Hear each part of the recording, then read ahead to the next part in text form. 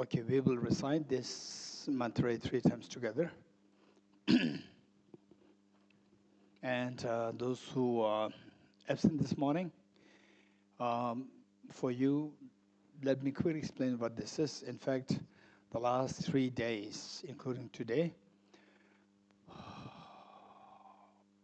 the totality of what we studied is all based on this mantra as the foundation, meaning that to realize the importance of being realistic, being rational, and being a practical person, with the acknowledgement, with the realization that all what we are seeking is possibly to be attained by, first of all, understanding what are the corresponding courses, and try to embrace those courses in order to attain what you are seeking. So with this mind, as you can see from the meaning of the Tenri mantra, we'll recite this 3 times together by making commitment that I will learn how to be very rational. I will learn how to be learn how to be smart. I will learn how to be intelligent, smart, rational, and to be very realistic in spreading my compassion based on understanding of mutuality of dependency between you and all other beings. Okay, with this mind, let's recite this 3 times together. Om Ye Dharma Hetu Prabhava Hetum Tesham Dathagato Hyavatat Tesham Chayo Nirodha Evam Vati Mahashram Aham Om Ye Dharma Hetu Prabhavam Hetum Tesham Dathagato Hyavatat Tesham Chayo Nirodha Evam Vati Mahashramanaye Swaha Om Ye Dharma Prabhavam Hetum Tesham Dathagato Hyavatat Tesham Chayo Nirodha Evam Vati Mahashramanaye Swaha. Meaning of the Tenri mantra in English. All phenomena arise from causes. The causes are taught by the Tathagata. The cessation of causes as well is taught by the great seer.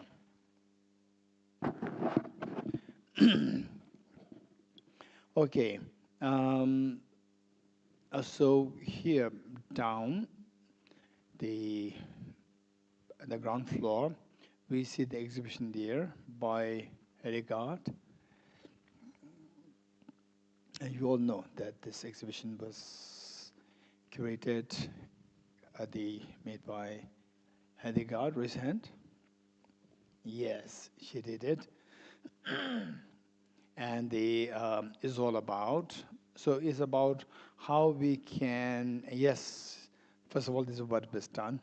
And then the Ajika Sangla and Cholanam Gyala, two of them were requested if I can speak a little bit about the theme of this exhibition down there. They requested me if I can speak a little bit about the theme. And the theme is basically it's about what is suffering, what is aging, and what is death, and how to face them, how to take them, how not to be bogged down by these experiences, instead how to take it positively. So those of us who attended this day, okay, first let me say that those who attended the last 3 days, we see that in a way, we learn a little bit about what is how the mind works, with respect to what we are seeking, and how the mind works with respect to what we do, what we shun. For example, miseries which we shun, but we constantly are inflicted by the pains and the miseries, painful tears, and how somebody can possibly get rid of this. If you know how the mind works, if you know how the mind works, oh, then soon you are there. Then soon. You're Korean. Mingarsa?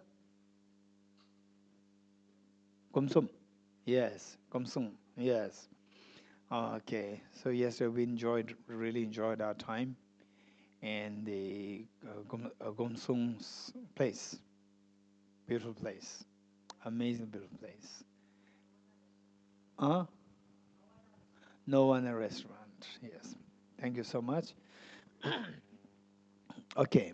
So what I'm saying is that what we learned last 3 days, and if there's somebody who just came for this evening session because of your own the engagement with other responsibilities, and you were here, you're able to take out time for this evening, you're most welcome. And just for you to let you know that we covered pretty much, they say, a lot of information just within a short span of 3 days. With respect to what we are seeking, and we all learned that we are seeking to minimize our miseries and maximize our happiness. This is more like the summary that I'm trying to share with those people who are coming here for the first time. And we're seeking to minimize the miseries to the best we can to maximize our happiness. So minimize the miseries, meaning the theme of the exhibition down there, minimize our suffering, identify what the suffering is, and minimize that. And then the aging, we cannot minimize it. It keeps, this reality. But how to minimize the pain associated with the aging. We cannot minimize the aging, but we can minimize the pain associated with the aging, mental pain. And then the death. Again, death, there's so much of fear associated with the death.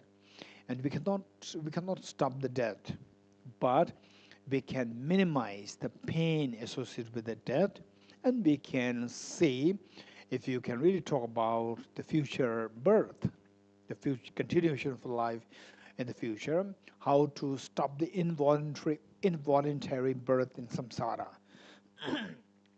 You continue to exist. We continue to exist, but with the freedom, to exist with total freedom. So that is what we are seeking. So having said this, what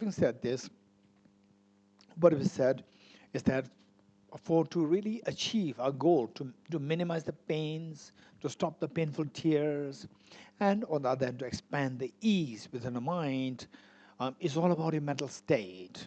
For example, let's say,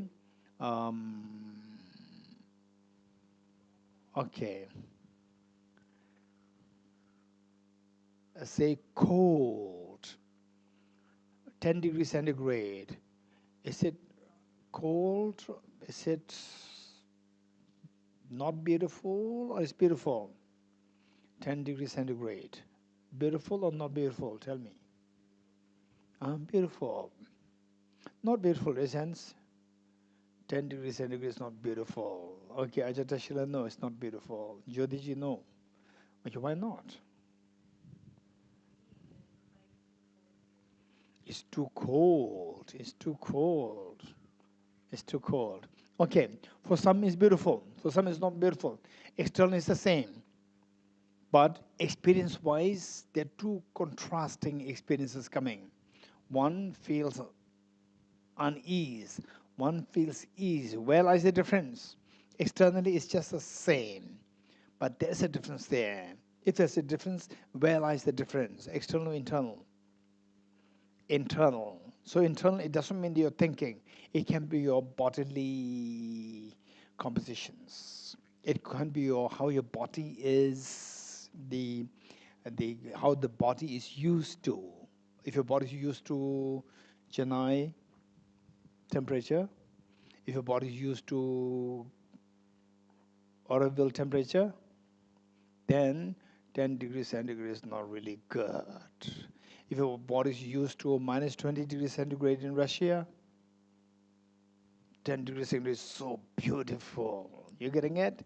So, body, and then finally, how the mind interprets, depending on how you are used to with a particular environment.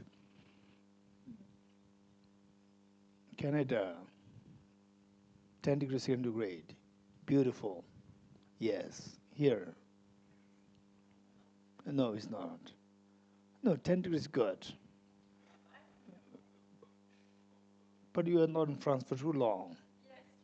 Yeah, this is problem.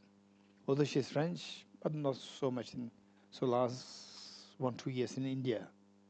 Yeah, so therefore, the point is that it is dependent on multiple factors, external factors, internal factors, and external factors same, but how we interpret it.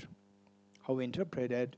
For example, like if somebody, if a sick person is there, one of your family members is sick, and suddenly the sick person starts to, you try to feed him, and the sick person starts to yell at you. You're very happy, you're happy, not happy. No? Yell at you, shout at you, you're happy, not happy. Not happy. But some people are very happy. You know why? Now your patient has enough energy, recovering well. Recovering well, have enough energy to yell at you. Earlier, you can't, like a dead body, can't even move. You're going to worry that the person may die.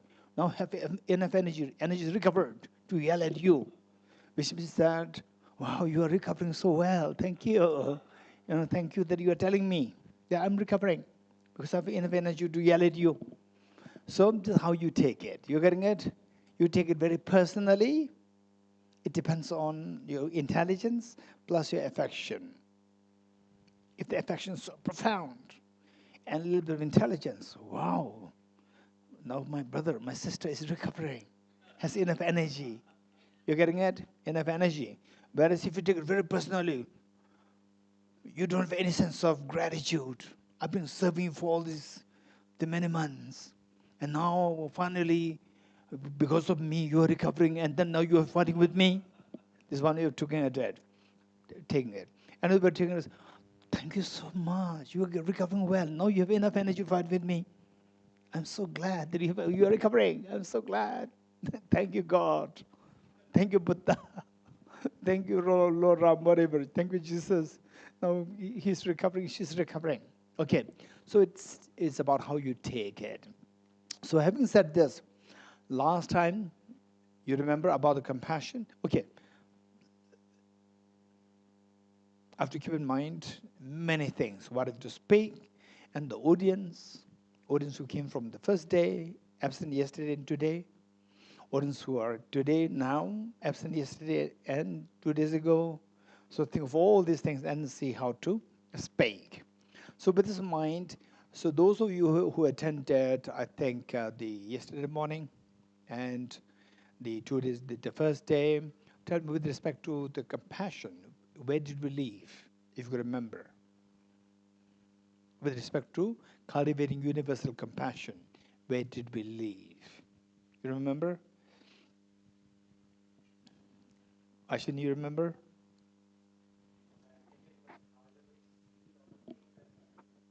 Wonderful. So, in fact, what we said is that finally it's not about, don't begin by saying that how I can be beneficial to others. Don't begin with this.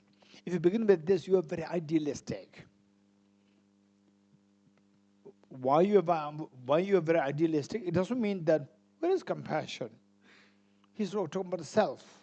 No, let's begin from the scratch. Don't talk about the details. First talk about how to lay the foundation. Once the foundation laid, then you build the house. Once the basic structure comes up, then you can work with the details. So likewise, so we have to start from where we are, where we are. And how many agree with me that we have some degrees of self-centered attitude? Raise hands. We have some degrees of self-centered attitude. Selfishness, we have. We have. How do we know that? If you said that, no, this is not good, self-centered is not good, I agree with you. But what I'm saying is this is who we are. How do we know that? I can prove it very easily. Tell me, day one you are born, tell me how many you think you're born, day one you cried. How many you think you have cried? You must have cried. Day one you're born. Okay, how many of you have no clue, raise hands? If you have no clue, you are. If you have no clue, this is our naivety, because if you don't cry, somebody will slap you. If you don't cry, somebody will slap you. Why? To make you breathe. You're getting it? Make you breathe. But you did not cry, oh, I have to breathe, so therefore I'm crying. No. You cry because I'm slapped by somebody. You cry because I'm hungry. I'm hungry. You cried. You did not cry saying that the other baby needs milk. How many cried like this? Oh, the other baby needs help. Why somebody is beating the other baby? No, somebody, the unpleasant feelings there, or hungry. So this is how, what is this? This is self-centered attitude. I have a problem. You're getting it? So this is how we started our life. So this is from where we have to start. Don't start from the top. Start from where you are. Then you'll find, once you find the ground, from there you can grow.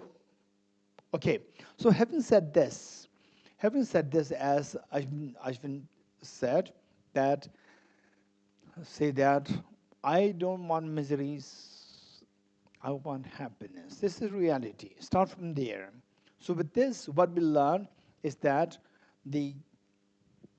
what are the moments? Is there any moment in your life where you really feel ease, true moment of ease, beautiful moment of the ease? And many of you already get the answers. That, particularly when somebody said that, when you give birth to a child and you feel so much love to the child, so there, the feeling is so beautiful. So this feeling of affection that you feel towards the child is so beautiful. The barrier between you and the child dissolves. This is reality. So this is what we said. Now the next question is, if we can say, when do we feel unhappy, which you don't want? When do you feel happy, which you want? Is when you are in the prison, you don't feel happy. So the particular for those people who did not get a chance to see this.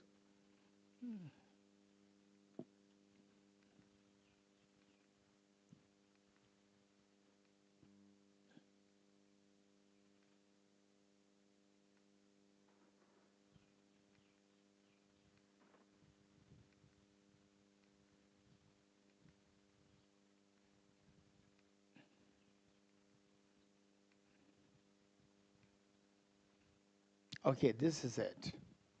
So, particularly those of us who did not get the chance to see this, that our problems which you don't like is because of the creating divisions between you and others, that I'm more important than others, where you create very small space for yourself. This is a prison. Creating a prison. Prison is not a nice place. Creating a prison for yourself, and prison means, by the very definition, it makes you unhappy. So how to get out of this prison? So it says here, this is Albert Einstein who said it. A human being is a part of the whole by us universe, a part limited in time and space. He or she experiences themselves, their thoughts and feeling as something separated from the rest, a kind of optical delusion of their consciousness. Continue. This delusion is like a prison for us, restricting us to our personal desires and to the affection for a few persons nearest to us. So we just confine ourselves to me and mine, and then you and yours. You create division. So this division, there is a virtual barrier created. So you are enclosed in this small space. That's a prison. So how should you get out of this prison so that you're free? It says our task must be to free ourselves from the prison by widening our circle of compassion to embrace all living creatures and the whole of its nature in its beauty. So anybody who's more compassionate, who successfully is able to expand your compassion to others, these people are happier.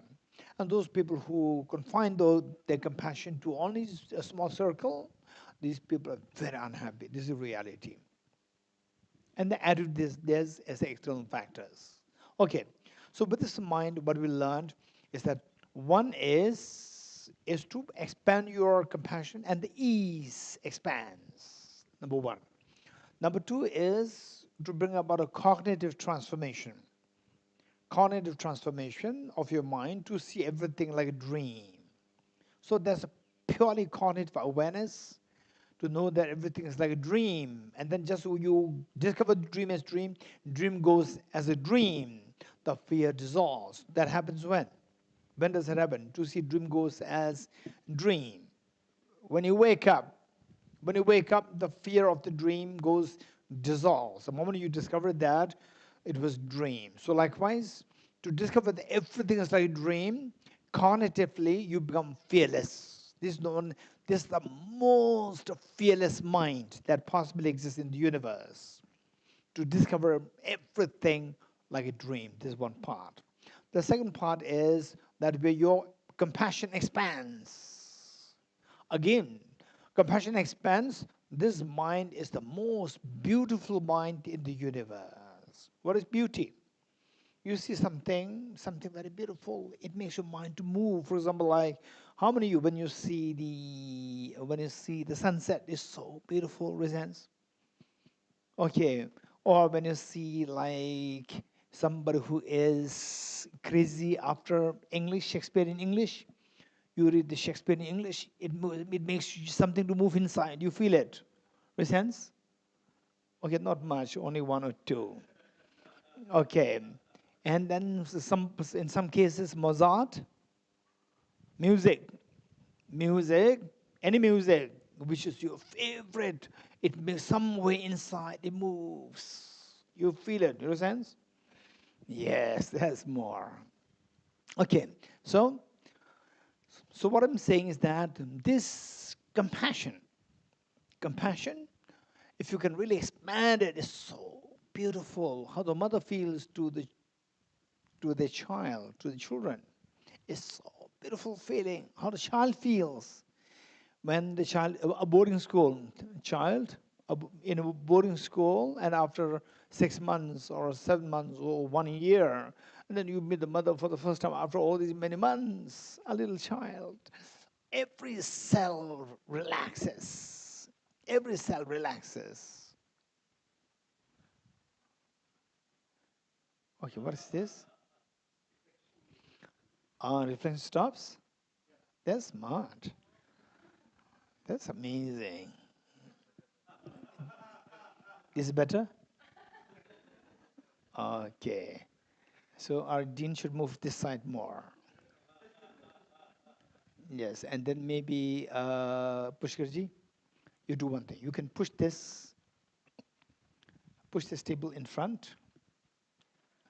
Yes, so the dean can. Wonderful. And Pushkarji, you go to this side more. Wonderful. Perfect. Good. Okay. So look at this. Say when you feel this, your compassion expands. It's a very beautiful feeling. This wisdom to know that everything is like a dream, nothing objectively exists. That is the most fearless mind. A mind which expands the mind, a person. And you may go this way. Your name? Navin.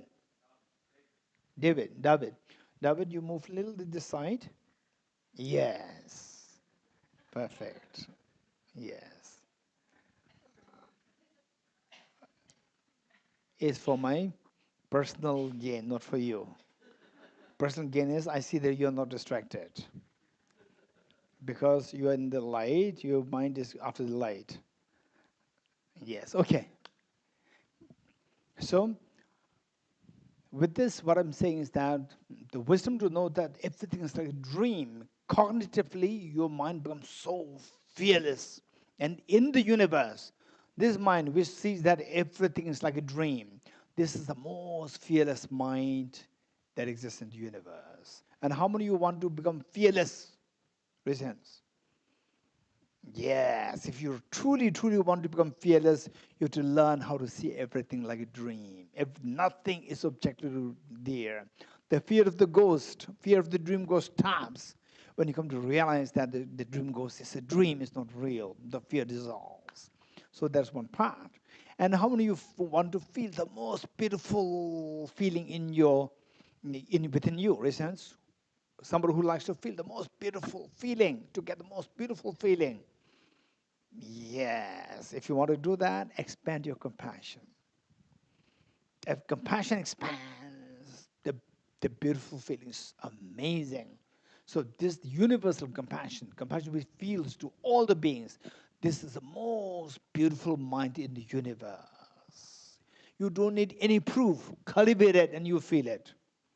Cultivate it and you'll feel it. Okay, how to cultivate it? This next question. About the wisdom, we just touched upon it. How to see everything like dream. We just touched upon it. Now about the universal compassion. This next part, which we are trying to do now. So as I asked and Ashwin responded, say how to feel this universal compassion for all. So this is the conclusion of this program till 6. Okay. So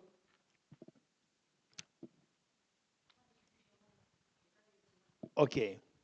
So which means they tell till 5:45. Okay, so with this now, how to cultivate this universal compassion? And is it doable? This question. And if you say no, it's not possible, that's a dead end. Then there's no point in growing. For example, like the at the time of at the time, at the time of Newton. At the time of Newton, if you talk about the relativity of the space and time, people will think that this is just nonsense. You getting it?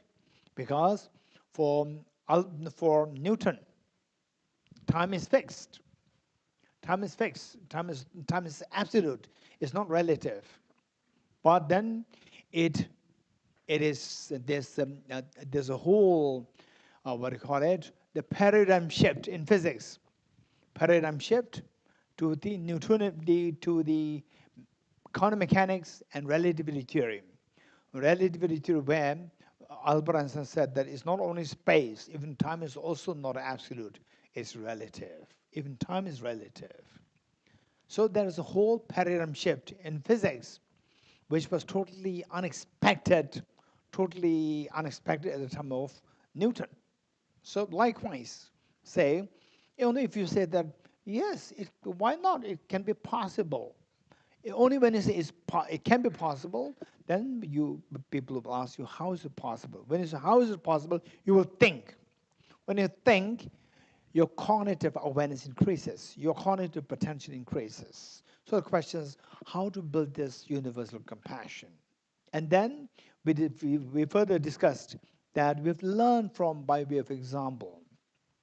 By way of example, and for example we talked about the example of the affection, very beautiful affection, so easily, readily available in the world is mother and the child's affection. This is what we said.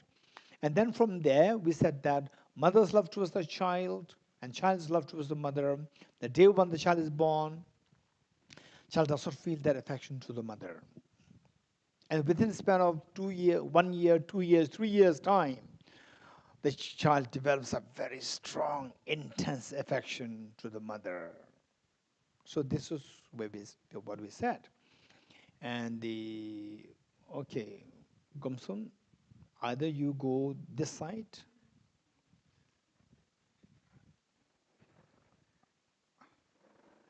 Perfect. Yes, very good. Okay, good. So what we said is that the child who does not like them, who does not have any affection, day when the child is born, he or she does not have any affection to the mother, but within a span of 3, 4, 5 years' time, the child develops intense affection to the mother. Gomsum, did you notice that? Day one the child is born, did he or she thank you? Day one. That's amazing. Your son or your daughter? The elder one. Son. So day one he came out, he thank you, oh thank you mom. Be very honest, don't be emotional. Tell me then some. No, be very honest. No. Whosoever picks up, yeah, whosoever picks him up, will go with, no idea who's mother, who's not mother, there's no idea. Within the span of next 2 years, 3 years, 4 years, then the child develops intense affection to you, yes, to the mother. Yes. So this is what we discuss. Then the next step that we discuss is how come this child develop intense affection to the mother within a span of 2, 3 years' time? Tell me. Then the Gomsum, you tell me. How come that this child develops so much affection within a span of 2, 3 years' time?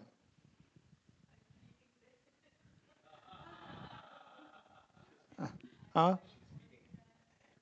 Perfect. Exactly. This is exactly what others we already decided 2 days ago.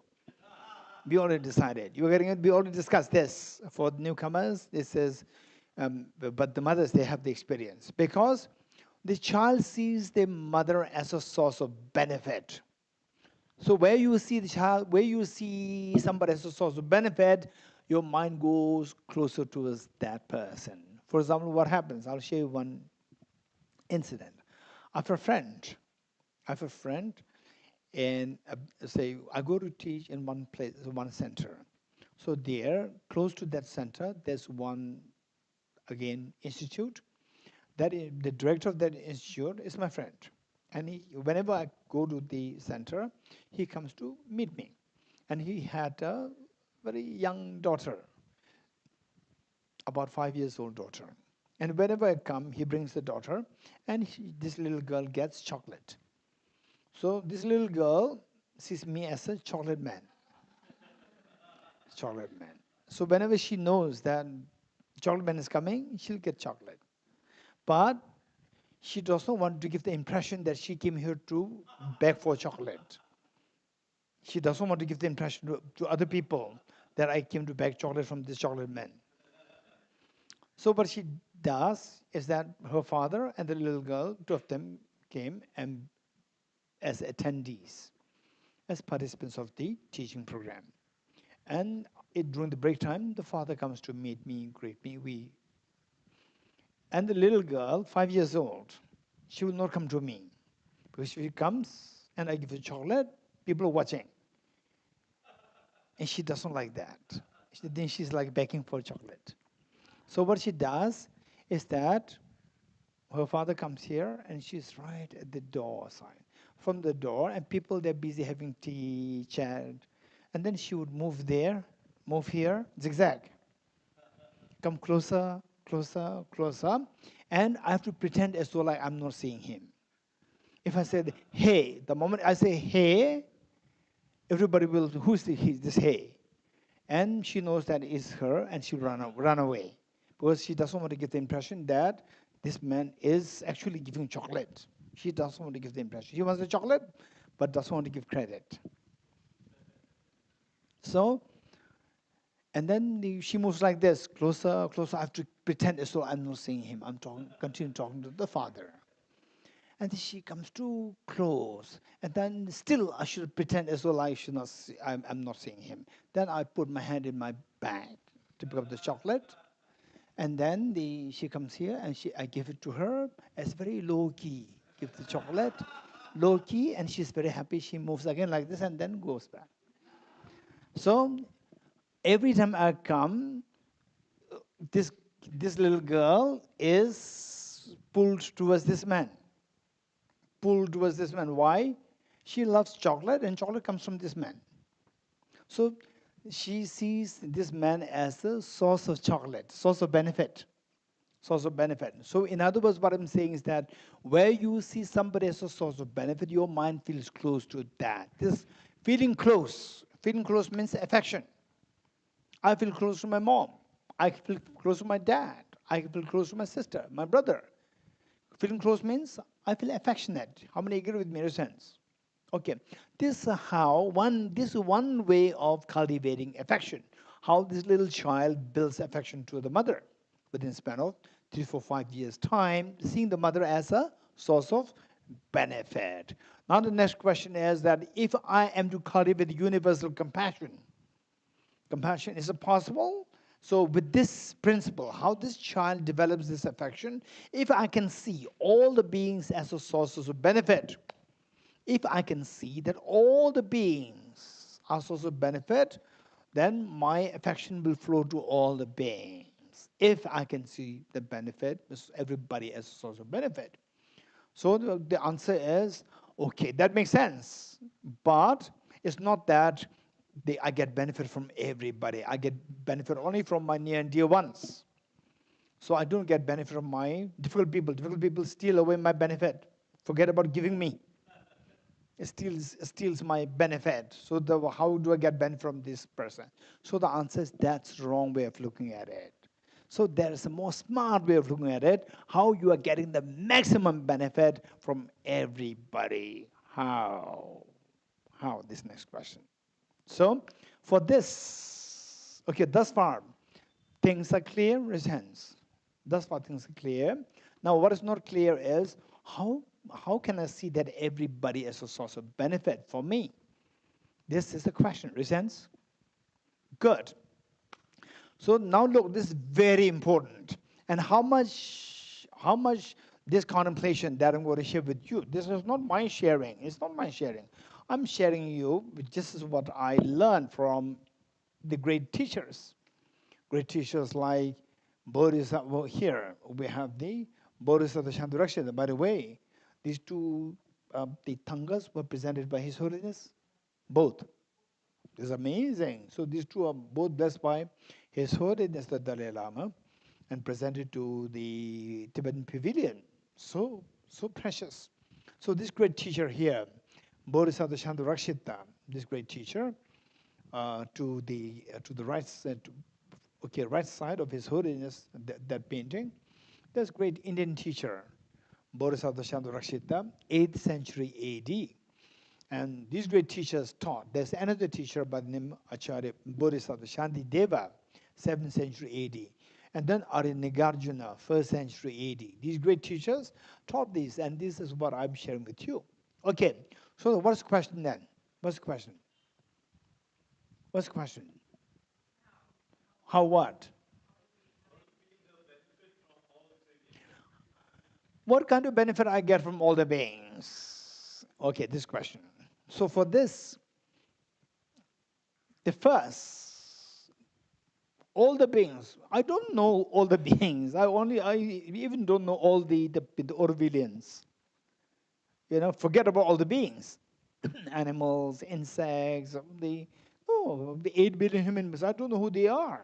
I even don't know who the people in Oroville, although I'm Orvillian. Say one of you may say that yes, I live in Oroville, but I don't know all the Orvillians. I don't know, right? Okay. So it doesn't matter. Even if you don't know all the beings, don't worry. But the thing is that there are techniques by which we can think of it in an intelligible way. So one is that all the beings that possibly exist, we can think of them into 3 classes. The beings who are nice to me, yes. The beings who are nasty, difficult people. other beings who are neutral. And I can't imagine anyone, I can't imagine someone who does not fall under one of these three categories. You agree? Either the other person or the being should be somebody who loves me, or somebody who dislikes me, or somebody who is neutral. You agree? So this is a very intelligible way of classifying the beings into these three categories. There are three kinds of beings, and what you're looking for is the benefit. There are three kinds of benefits. There are three kinds of benefits. Like what? Small-scale short-term benefits, large-scale short-term benefits, and long-term benefits. Now tell me, which do you want? Short-term benefit or long-term benefit? What do you want? Preferably long-term benefit. Within short-term benefit, small-scale short-term benefit, or the large-scale short-term benefit, which do you prefer? Small-scale short-term benefit or large-scale short-term benefit? Large-scale. So there are three kinds of beings, and there are three kinds of benefits. Okay, for example, when you're hungry, who fed you? Your mom fed you. Fed you with what? With food. With Korean, the ramen. Right? With Korean ramen, kimbap. Okay. So this is short term or long term? Long term meaning you eat it, and from today, no hunger. Hunger disappears. You don't need to depend on food anymore because you already have it, right? No, today you eat it, tomorrow you become again hungry. So it's a short term, it's not long term. And it's a small scale or big scale? Food is small scale. Okay, so short term, small scale, short term benefit you get from near and dear ones. Okay, how many use aeroplanes? How many you flew? How many you took train, cars, or aeroplanes? Okay. Gentleman over there, your name? Yes. Cody. Cody, whose aeroplane is that? Is that your father's aeroplane, mother's aeroplane? No? Company's aeroplane. Okay. What is that company? What is it? Okay, and whose airport is this? Your father's airport or mother's airport? Huh? Whose airport? Country's airport. The nation's airport. What is a nation? Nation is a place where millions of people involved. Their tax money made this airport. So this is large scale or small scale? It's a large scale, it's not small scale. So these large scale, your mother cannot afford. Your father cannot afford. These are because of the millions of people's contribution made it happen.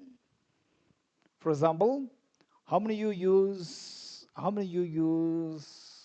the pen? Okay, the lady here, what's your name? Deepika. But just pick up your pen and show it to others. Okay, tell me, you tell me what is the cost of this pen? 10 rupees. Okay, just imagine. Okay, let's say, because we don't have much time. Okay, now let's make it a little quick. Let's say this fan.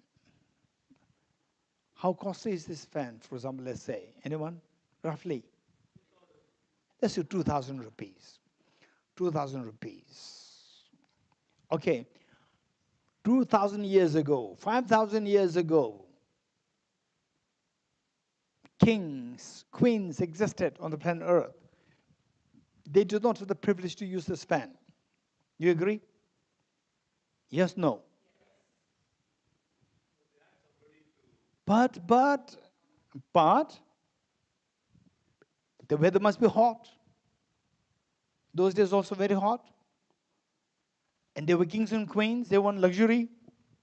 But they don't have to have, how did they survive? They use the human fans. They use the human fans. Which is more expensive, human fans or this fan? Human fans you have to feed constantly. And not only feeding, listen, not only feeding, these human fans are watching you. What are you doing? You're getting it? You think that you are king, you are queen, but they're watching. What are you doing? You're getting it? These fans will not watch on you. Just put the electricity on, finish. Electricity, maybe it costs you 100 rupees a day. But the human fans are very good. That's not effective in the first place. Number two, they're watching you. What are you doing? Then they will spread the word to other people. The king is doing like this, queen is doing like this. All the messages goes out. And this will never spread the message to others. It's so efficient. You getting it? And if your mother is to make this just for you, tell me, how costly would this be? If your mother is to make this customized just for you, it involves metal. It involves wire, the plastic, rubber. So for all these, you need billions of dollars because first petrol. The rubber comes from the petrol and the plastic. And the metal from the iron ore, we need to have the mining. For this, millions of dollars are required to make this just for you. But why this is so cheap now? 2,000 rupees, so cheap. Tell me, why? The same product is produced, this known as mass production. How come that mass production is possible?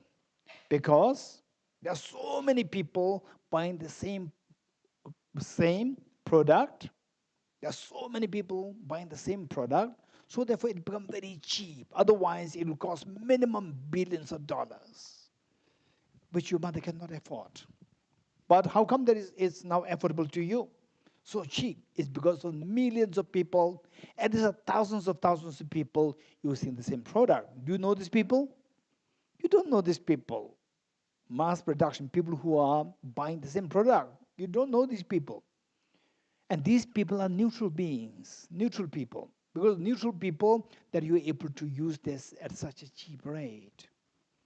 And here, for example, in Gaza or in Ukraine, in Russia, people live in fear. And here, we are in such a relaxed state. How come? Because the border is being protected. Do you know these people who protect borders? Do you know? We don't know who these people are. These are soldiers, Indian soldiers. So they made our stay here very comfortable, relaxed. We may feel like dozing off a little bit. You're eating after lunch. We have this luxury to doze off. On the border, no time to doze off. There's a fear of combat happening. And how come that these people don't know? These are neutral beings for you. And how come that they live like that? Because they are being sustained by the 1 billion Indians tax money and your tax money, the tax that you pay to the government, Indian government. So that sustains 1 billion, minimum 1 billion Indians. Do you know these 1 billion Indians? You know them? You don't know them. So these are neutral beings. It's because of neutral beings that the large scale benefits you get. One. So therefore, small scale, you're near and dear ones. Large scale, short-term benefits, you get from the neutral beings. All the neutral beings. And let's say that finally you come to learn that I have the hidden treasure. What is hidden treasure?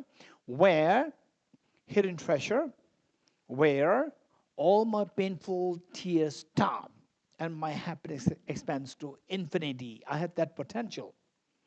And this treasure manifests by removing all the mental dirt, like anger, ego, and so forth. You remove all these things, then the treasure manifests, the pure gold like the hidden treasure manifests, and I feel the infinite ease where all my fears, ignorance dissolves, and my painful tears stop.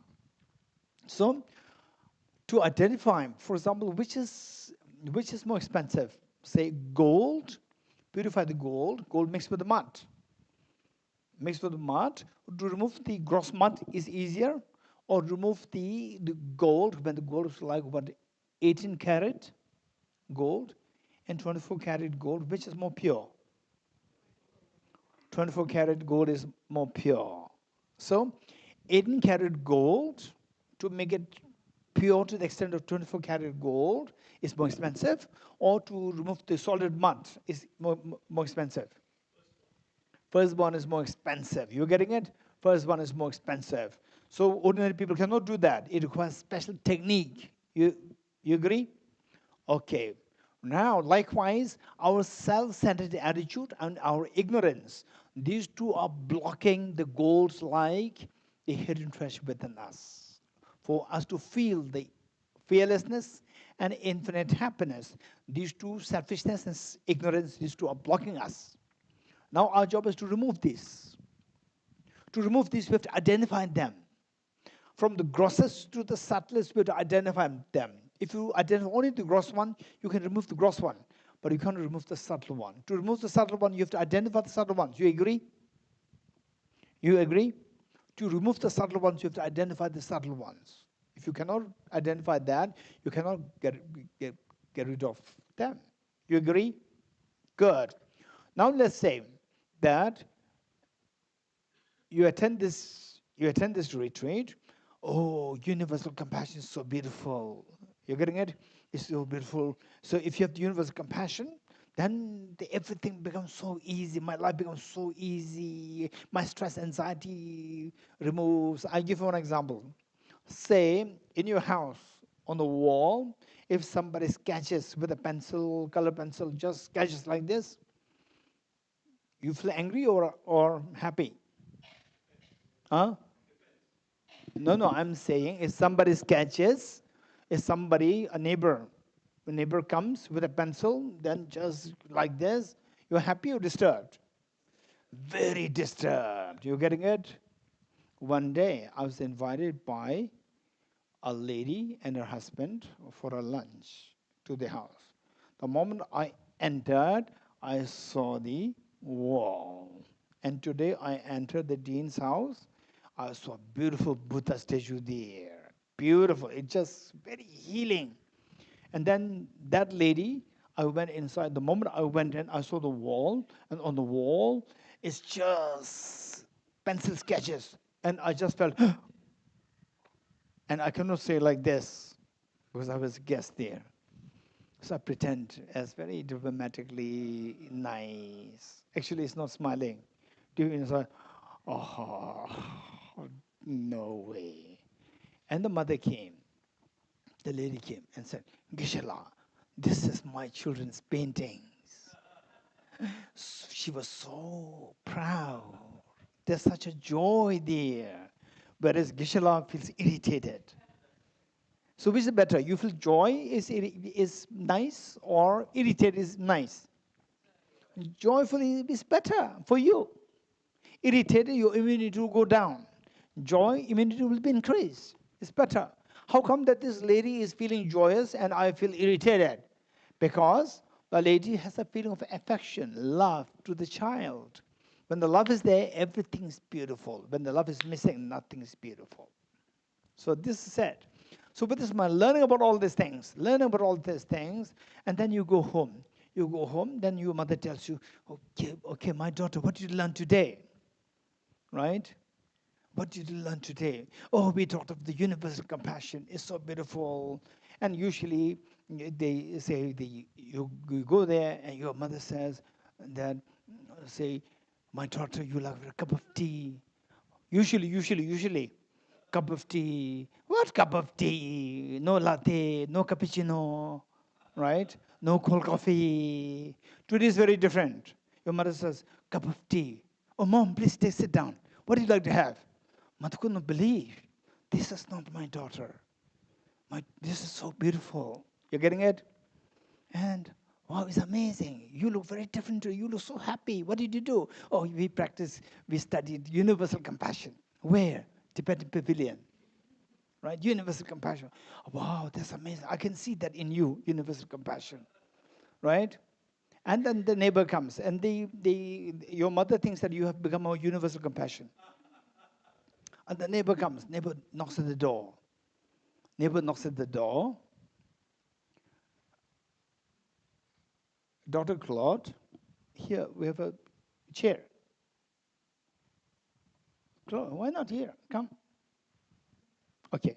So, your neighbor knocks at the door. And usually you say, you is an unexpected guest, you will say, hello. And today is very different. Hello. And the neighbor opens the door and says that, you threw garbage next to my door. And you say, no, no, no, no. I just came from Tibetan Pavilion. You came and the garbage came. You came and the garbage came. And you say, usually you say, get out. But now you're not saying this. Your mother's amazed. What a change. Really a universal compassion. It's amazing. I said, you came and the garbage came. I will sue you. And I said, no, no, I'm very serious. I'm very serious. I just came.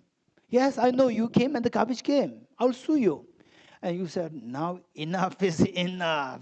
Get out. You're getting it? Get out. The mother thought that you are universal compassion. Now mother discovered that universal compassion is not complete in you.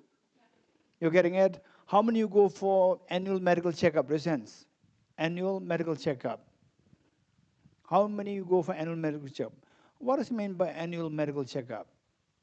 Okay, here, tell me. Huh? Going to the dentist, otherwise full body checkup? No. Annual? You do? You don't do? Okay. Say, what is an annual medical checkup? The lady there? Yes.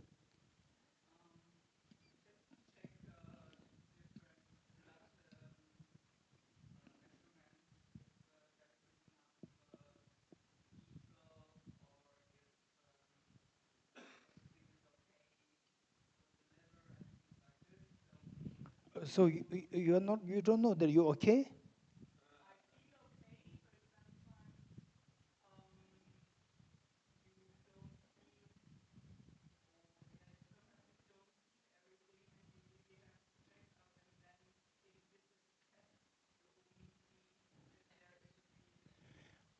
Okay, so they say sometimes when you don't feel okay, that's a different story. But those of you who feel that I'm okay, still you go there, right? Why do you go there when you knowing that you are okay? No, why do you doing that? Ah, you don't trust ourselves. There must be something. There can be something wrong. We never know. We don't know special cancers. That's true. So the point is that exactly, exactly. So we don't know that there can be some problems. I think I'm fit and fine, but there can be some problems within me. I don't know. And who knows? The doctors should know. So you go to ask the doctor, please take this money. Take this money and see if there's anything wrong with me. You getting it? Okay. Look.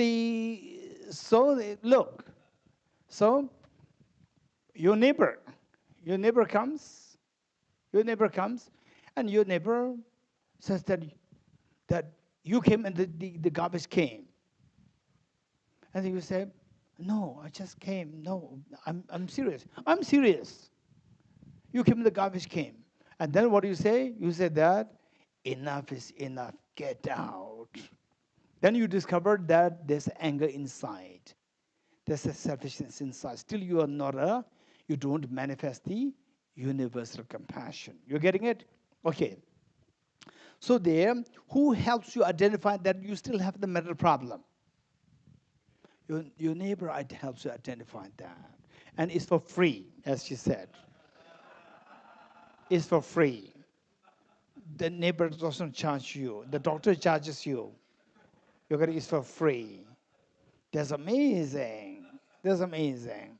Okay. So one. And say that who is Muhammad Ali? Presents? Okay, Simran, who is Muhammad Ali? Okay, don't be too boring. Don't say boxer, a legendary boxer. What is Orville? It's so boring, boxer. What is Einstein? Scientist. All right. What is Dalai Lama? A human being. Don't be too boring. Make it quite exciting. What is Muhammad Ali? Is a legendary boxer. Imagine if you're a boxer, you want to become a legendary boxer or average boxer? Be very honest. If you are a boxer, of course you want to become a legendary boxer. If you want to become a legendary boxer, don't make your mom your coach. Don't make your mom your coach. Why? If your mom is a coach, your mom will know. Your mom will give you like this punch, like this punch. With this punch, you will never learn how to stop the hard punches. You will never learn how to stop the hard punches. And who gives you the hard punches? The tough coach. Tough coach will hit you, give you hard punches, and then you learn how to stop the hard punch. You feel the pain. You don't want the pain. So you have to learn how to stop it. Then you become a legendary boxer.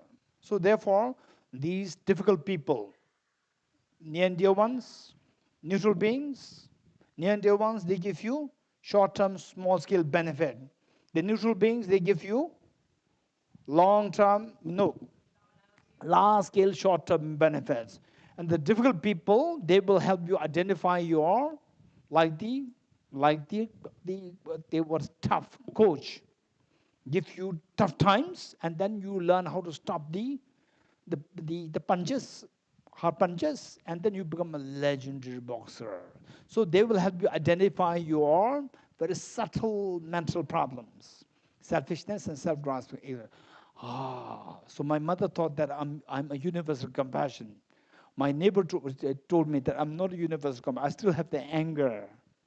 I still have the self-centered attitude. I still have the internal factors. So you have to remove them, and then what happens? Your goal inside will manifest fully. You're getting, for example, like the suffering, the museum down there, exhibition down there, the suffering, aging, and death. Nobody wants. They are like the very tough coach to give you hard punches, which gives you so much pain. So from this, you learn how to stop these pains, and once you transcend those, your goal inside will manifest fully. All the internal factors are gone. Self-centered attitude, ego, anger, all are gone. Only external factors are left. No sound.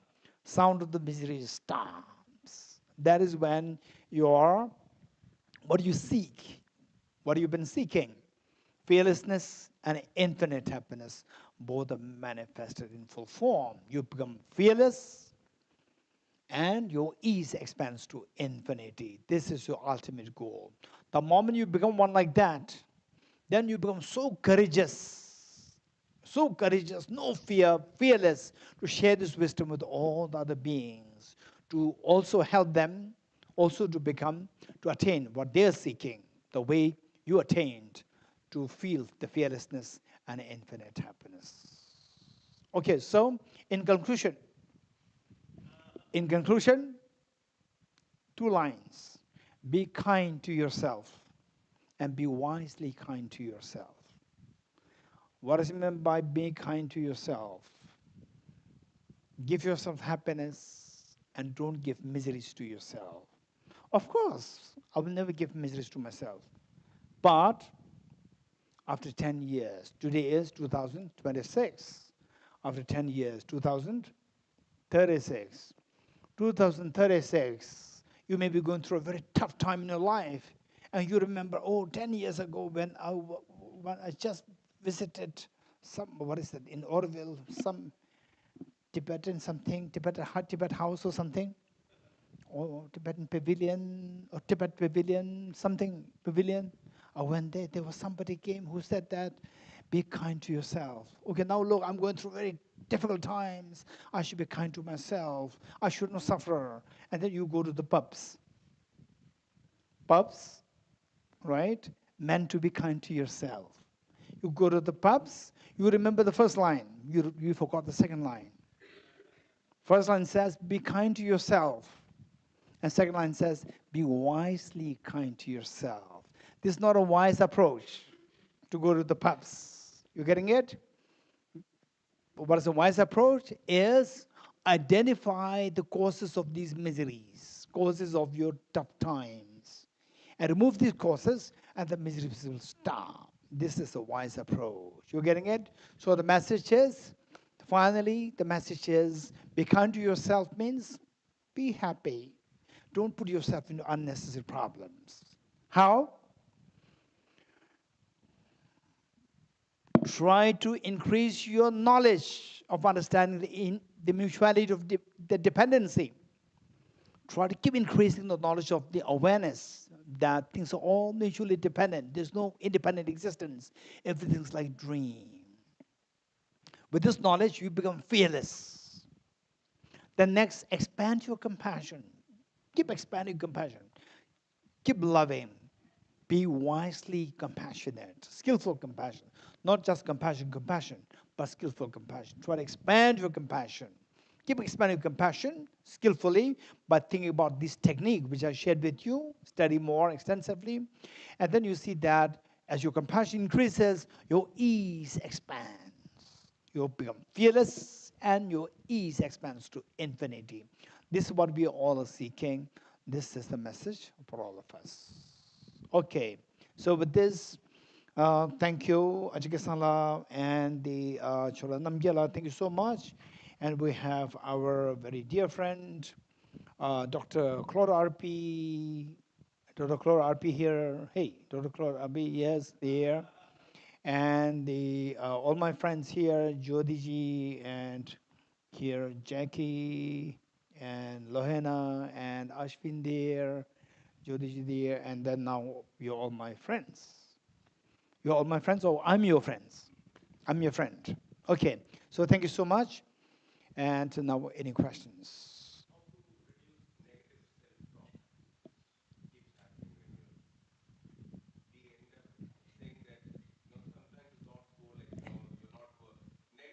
Negative thoughts, negative self-talk. Okay, so one thing is, okay, this is a good question. Thank you so much. This is a very serious problem with many of us. So, in the first place, negative thoughts, and then next is negative self-deprecation or self-denial, and so forth. So, negative thought, and the tendency for negative thoughts. There are two. Tendency for negative thoughts and negative thoughts. First, with negative thoughts, we need to say, first, we need to minimize the tendency.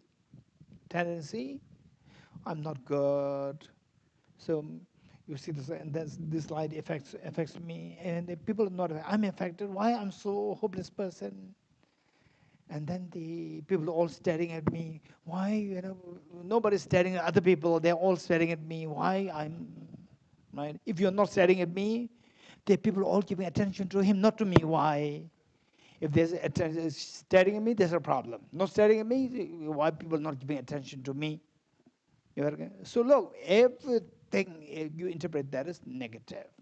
So for that, so there's a tendency there. You have to minimize the tendency. How to minimize the tendency is that be aware that this is not helpful.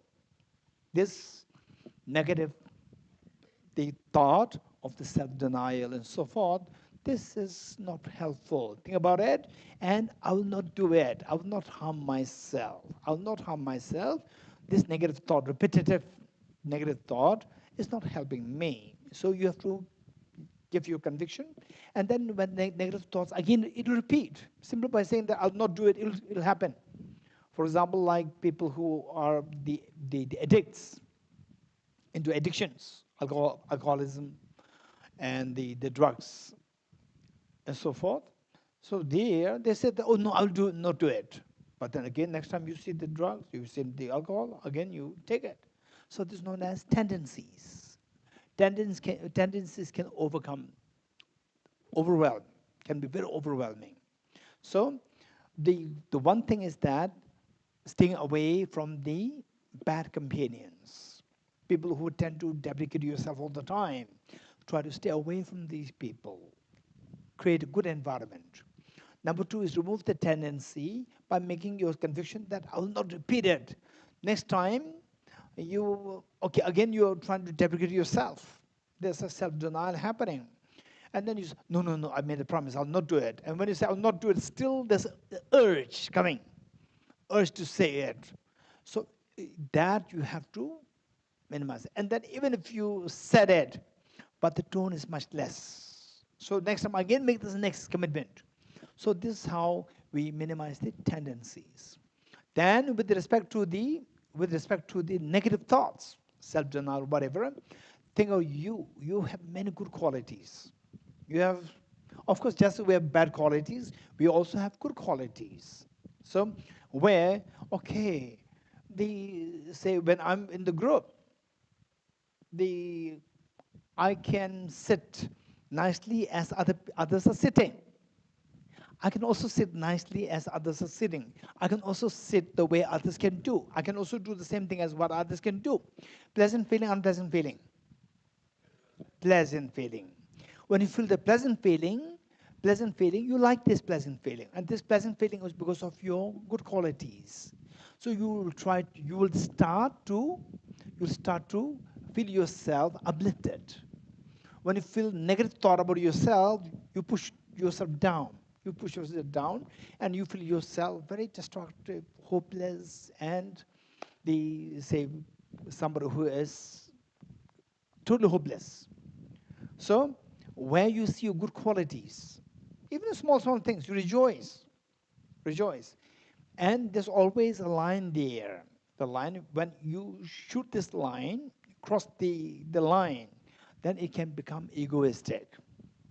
Till that point, try to uplift yourself, seeing your good qualities. For example, like you eat your food in moderation. Wow, I'm able to have some moderation in my eating food. With food habit, I have a moderation. That's also amazing. I'm so happy. Some people, they have no control. So in comparison with these people, I'm very happy that I have a moderation in my food. So just rejoice, keep rejoicing, and then the self-deprecation subsides. Okay. More questions? Yes. By the way, is there any other lights? Any other lights? Yes. Yes.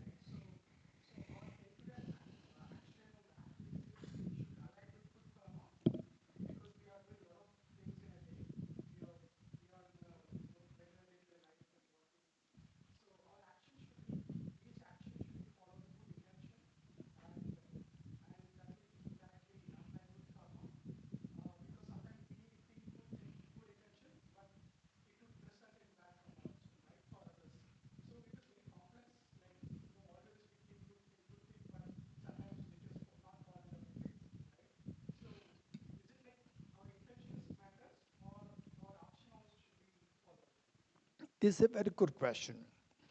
Intention and the action and the result. Intention is a causal factor, and then action, which is driven by the intention, and then the outcome is the result. So is it the intention that matters, or the action also matters? This is a question. This is a very serious, good question. Thank you. Okay.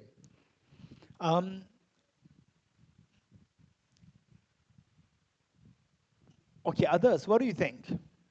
Which is more important, action or the intention? Others? Action? Okay. So let me put it like this. Why not both? Go for both. How? So for this, how do you know that my action is correct or not correct? How do you know that my intention is correct or not correct? How do you know that? Uh-huh. So should we wait till the end? So before the result comes, we have to do something. Without doing the action, the result doesn't come. And if the result comes, action is already done. Okay. So for that, for example, why, okay, Gomson, why do you send your children to school? Yes. Why?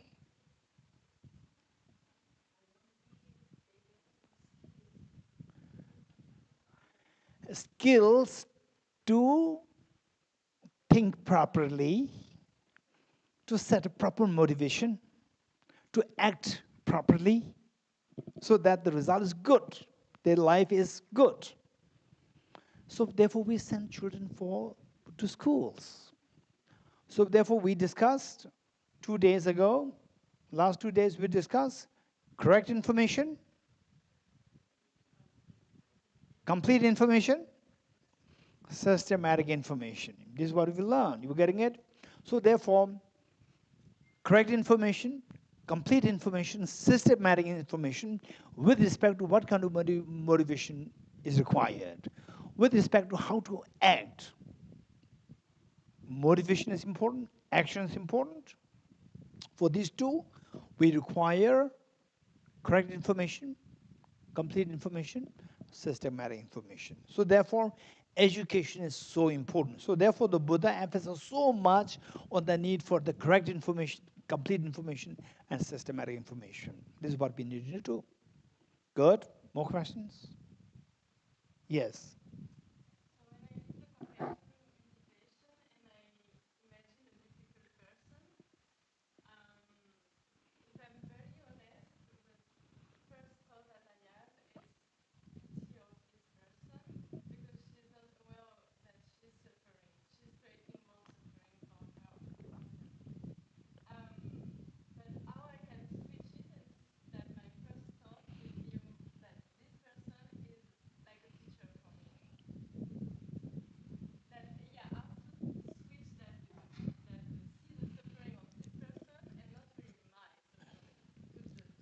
Okay, so in your case, when you think about the difficult person, the first thought that comes to your mind is that I feel pity on the person, that you are suffering. Instead of that, you want to switch it to seeing the other person, oh, he or she is like my teacher, to teach me, to teach me how to deal with difficult people. He's like a teacher. How to switch it? Also, don't switch it, do both. Because to see that you're suffering, you will not feel angry. But when the other person is who's harming you, when you see the other person dancing and you're suffering, then you will feel jealous of the other person. Whereas when you see all the dancing, you are suffering actually. Then you will not feel jealous. You're getting it? One. And then you also think of how I can identify his problems, her problems. You're getting it? Her problem. If I do behave in the same way as the other person is behaving, I will also suffer. So he's teaching me how not to behave like that. So think of both ways. Not only go for one, go for both. Why not get both the benefits? Okay, next question. Yes.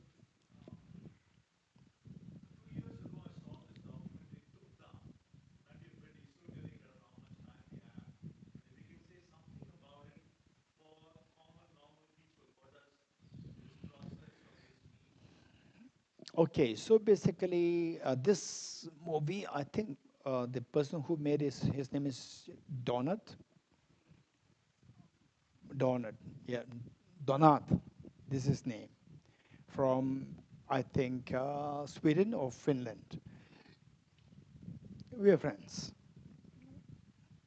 And the Tuktam actually means the meditative state of the dying process. When the person's dying, somebody who's so trained, they remain in that state. For ordinary people, within a span of 3 days' time, if you keep your body like this, for a few days, within 3 days' time, the body will start decaying. It starts stinking. This is the normal decay of the body of the dead body. Whereas for somebody in a tuktam state, meditated equipoise of the dying stage, so there the person's body does not decay. It's like very fresh. It's so like the person's in a sleep state like this, although it's already dead. But so technically speaking, it's not dead yet. It is in the process of dying. So the mind is, what is death? What is death? Death is where the mind is separated from the body. The mind is ejected out of the body, and the body becomes a corpse. So whereas Tuktam is a state where the subtle mind is still there in the body.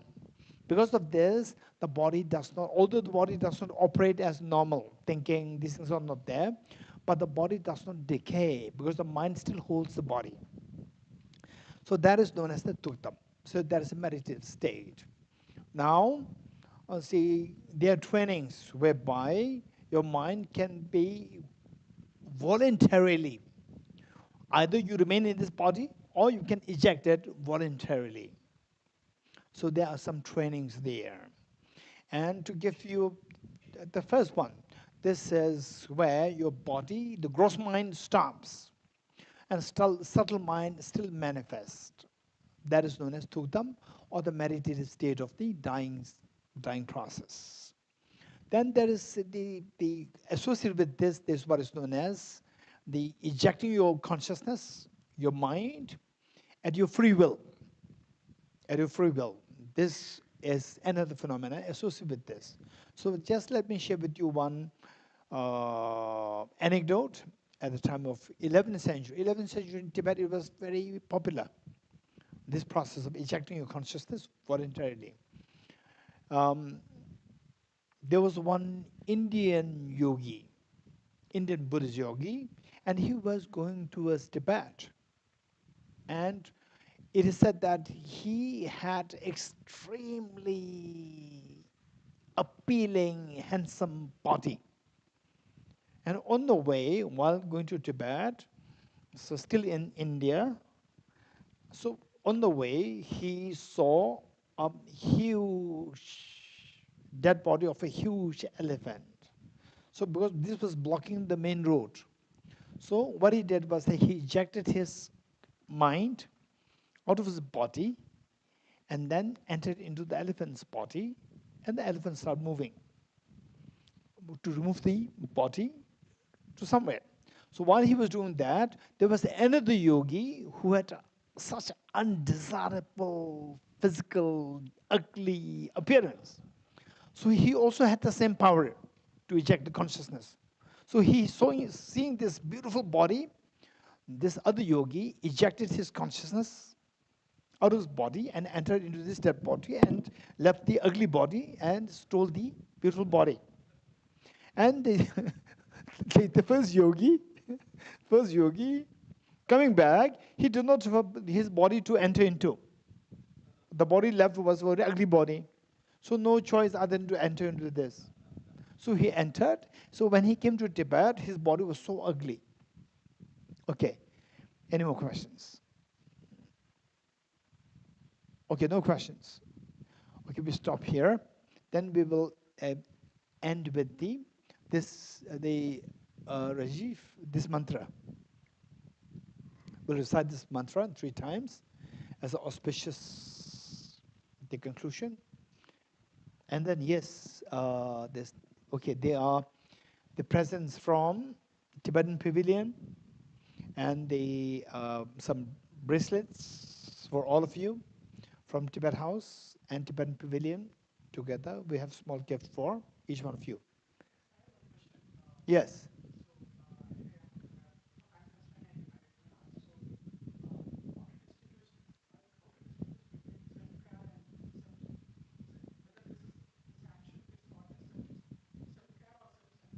Self-grasping or self-centered attitude? Self-care. Self-care, oh, this is a good question. How do you distinguish between self-care and self-centered attitude? Okay, this is a beautiful question. Thank you. Okay, good. Self-care and self-centered attitude. This is a good question. How many are interested to hear this? Okay, good. Okay, self-care. Self-care. Self-care is caring for yourself. Self-centered attitude is destroying yourself. In the loose sense. Now more technically, self-care is taking care of yourself not at the cost of others. Taking care of yourself not at the cost of others. This is self-care. Self-centered attitude is supposed to be taking care of yourself at the cost of others. This is self-centered attitude. This is the difference. Good. Okay, so we'll recite this 3 times together. And meanwhile, just pray that each one of us will become very sensible, we become more compassionate by understanding the mutuality of dependency between you and others. And let's pray that we be able to make some contributions in the world, not necessarily to stop all the wars and so forth, but at least stop the war in a family, stop the war within yourself, be kind to yourself, and be wisely kind to yourself. So this should be the prayer for us. With this mind. Om ye dharma hetu prabhavam hetum tesham dathagato yavatat tesham chayo nirodha evam vati mahashramanaye swaha. Om ye dharma hetu prabhavam hetum tesham dathagato yavatat tesham chayo nirodha evam vati mahashramanaye swaha. Om ye dharma hetu prabhavam hetum tesham dathagato yavatat tesham chayo nirodha evam vati mahashramanaye swaha. All phenomena arise from causes. The causes are taught by the Tathagata. The cessation of the causes as well is taught by the great seer.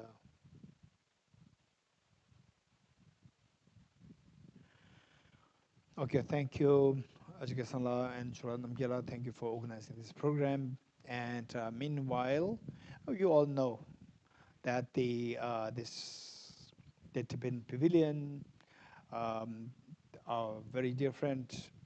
Dr.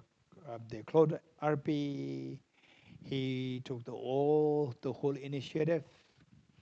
He started this, and he's being somebody who His Holiness feels so close to. So this is Mr. Claude RP, and so with this, and then later Ajika Sanla and Chola Namgyala, two of them joined. I joined the Tibetan Pavilion. So then Claude RP expanded his empire with Ajika Sanla and Chola Namgyala joining him. And this is the outcome of the efforts. Beautiful pavilion. Thank you so much. Claude RP, thank you. And your wife, Abba. Yes. And Gesanla, thank you so much for all these many years working so hard.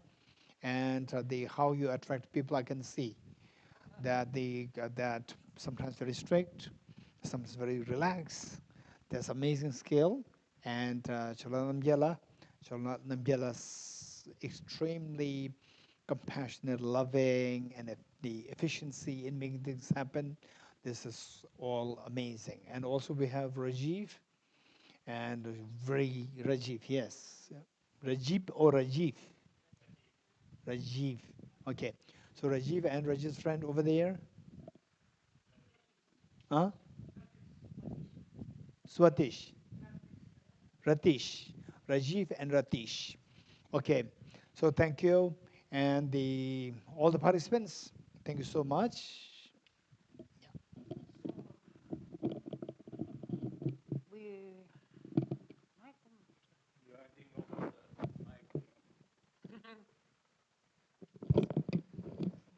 So we would like to thank Geshe La.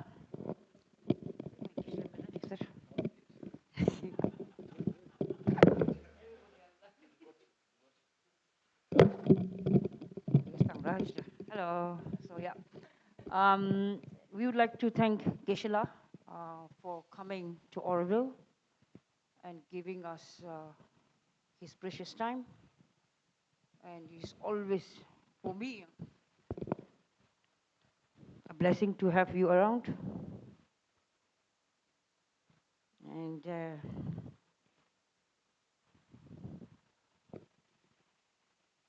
mm,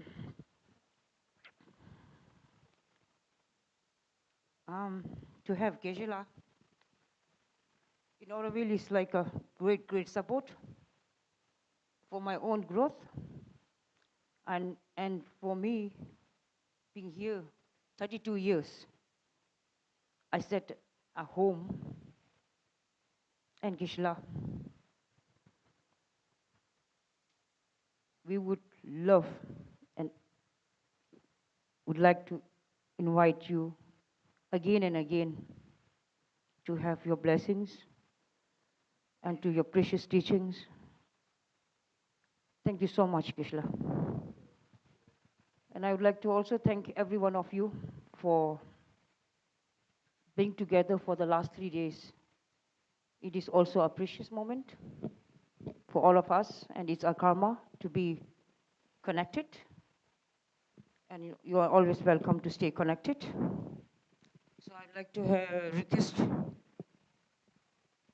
think I can't say anything after Kesam. Yeah, Geshe La, you came with His Holiness. We couldn't spend time with you at that time. You came again for a very short time, but I know that girl was dreaming every day that Geshe La will come back for a longer time and give some teaching to all of us. So thank you for, but that is not the last time. That we hope that you'll come. We want to be more associated with Tibet House and with you and Nalanda and all what you represent. So thank you. We'd like to present you. Yeah, this book I'm borrowing, I already told Geshe La.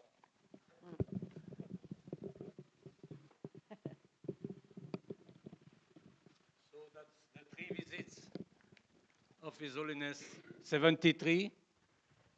I don't need the mic. 1993, when he laid the foundation stone, and when Geshe La was accompanying him as his translator in 2009. So he came 3 times. First time in 3 times. 4 times. 3 times. His Holiness, yes. Okay, I thought Geshe La. And he met the mother at the first, in 73. And we have tried, we collected all the pictures and put this exhibition a few months back. I'm not a doctor, I'm just a dentist doctor. It means fake, fake. Thank you so much. Thank you. Thank you. Yeah, so now maybe you can come one by one and.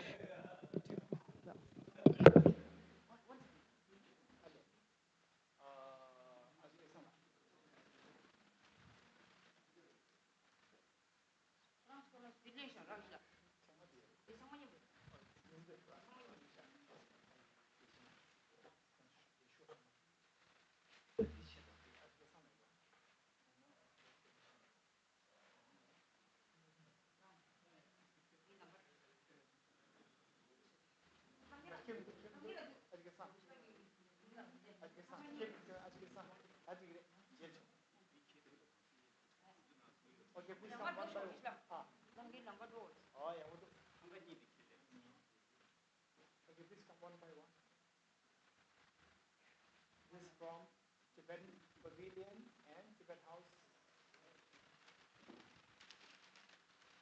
Thank you, Dean.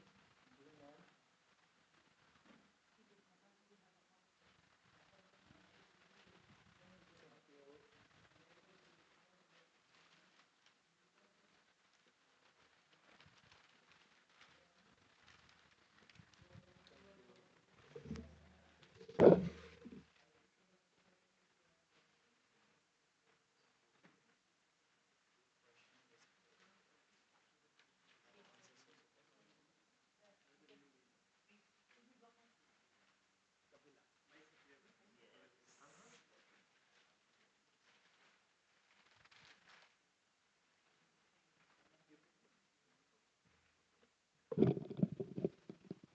After this, those who don't mind to have a group photo, please stay back.